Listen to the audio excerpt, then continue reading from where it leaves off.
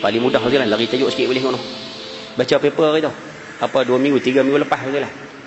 Cerita tentang NASA mengatakan bahawa dunia kita sekarang bergerak begitu laju. Macam berbulan ni saya pergi mana semua saya cerita benda ni silah. Tak apalah, lari tajuk sikit nah. Jadi kita masuk balik. Kan NASA buat kajian, kutub utara berada di atas, kutub selatan di bawah. Cuba bayang ni dunia lah senang. Ni. Kutub utara, kutub selatan. NASA mengatakan kutub utara sekarang sedang bergerak ke arah timur laut. Betul silah. Sebab tu ayah beli globe, cuba kita tengok kutub utara tu duduk sengit. Tak betul? Kan? Dia tak duduk straight di atas, dia duduk sengit ke tepi. Pada abad ke-18, kutub utara tersebut bergerak ke arah timur laut. Dia jadi condong macam tu. Cuma 9 batu setahun. 9 batu setahun, maknanya bergerak tak jauh sangat lah. Pada tahun 2007, kedudukan itu, pergerakan itu bergerak 35 batu setahun. Daripada 9 batu pada 35 batu setahun.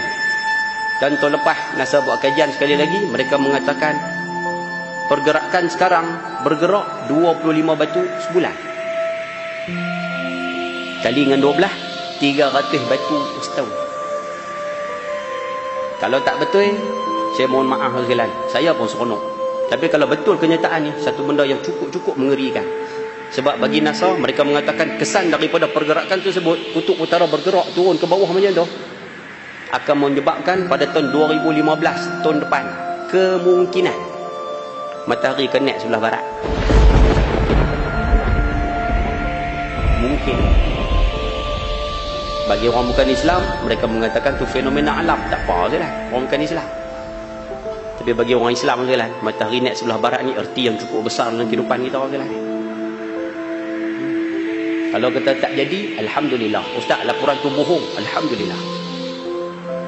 Kalau betul, orang yang belum bertaubat kepada Allah, bila matahari naik baru nak bertaubat, pintu taubat tutup. Orang yang dah bertaubat pada Allah, Ustaz, tapi taubatnya belum lagi diterima oleh Allah kerana mungkin ada beberapa mawani', penghalang. Matahari naik, orang macam ni pun taubatnya tidak akan diterima oleh Allah Subhanahu Wa Taala. Yang kita takut, kita duduk kategori nombor 2. Duk minta Ustaz, tapi benda haram sapu lagi. Duk minta ampun, bertaubat Allah pada Allah, tapi tak serius. Duk bertaubat kepada Allah, tapi duk buat balik langgaran sengaja. Takut lah. Sebab tu kita minta sama-sama lah. Nah, kita minta cepat-cepat lah. Boleh buat kajian sendiri benda ni. Nah, kita tengok, takut lah. Dan semalam saya mengajak di Sungai Dua berkaitan dengan tanda kiamat besar. Kita duk faham selama ni matahari naik sebelah barat, mungkin dia akan berlaku di hujung. Ataupun translate mudah, Ustaz. Bolehkah cerita macam ni lah? Lari tajuk sikit, jangan marah lah. Cerita tak banyak sikit kan. 10 tanda kiamat besar. 3 gempa bumi yang berlaku di barat, di timur, di tanah Arab. 3. Yang keempat, dukhan, asap. Yang kelima, keluar khuruju dabah, keluar dabah binatang melata. 5. Yang keenam, Ya'juj Ma'juj, Dajjal, Imam Mahdi, Nabi Isa.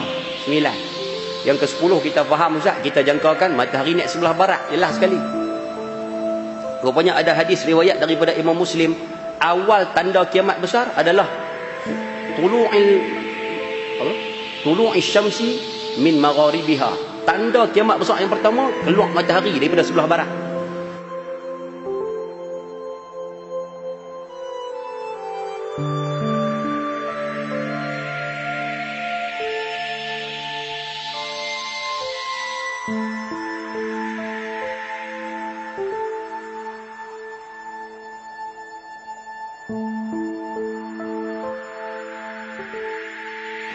Kemudian Ustaz, baru akan berlaku khuruju dabah, keluar dabah dan sebagainya sekalian, hak belakang-belakang. Maknanya ada hadis mengatakan tanda kiamat besar yang pertama, matahari naik sebelah barat.